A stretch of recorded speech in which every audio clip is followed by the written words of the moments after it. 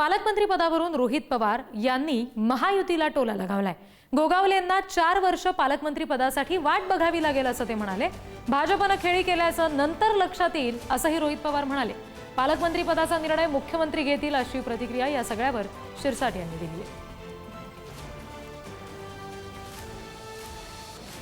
गोगावले साहेबांचे याच्या आधीचे 2.5 वर्ष जेव्हा पक्ष फोडला गेला होता आणि बीजेपी बरोबर महाविकास आघाडी नंतर जेव्हा तिथं सत्ता आणली होती, 2.5 वर्ष कशात गेले? वाट बघण्यात मंत्रिपद मिळते का नाही मिळत। आता त्यानंतर त्यांना मंत्रिपद मिळालं, ठीक आहे, छोटंसं खातं आहे, पण मंत्रिपद मिळाल्यानंतर आता ते वाट बघतात पालकमंत्र्यांची।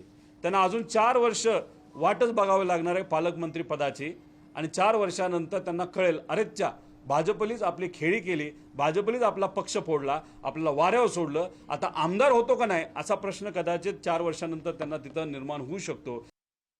नाशिकच्या पालकमंत्री पदावरून गिरीश महाजन म्हणाले की आज मी झेंडा फडकवलाय, हळूहळू आणखी पुढे जाऊ।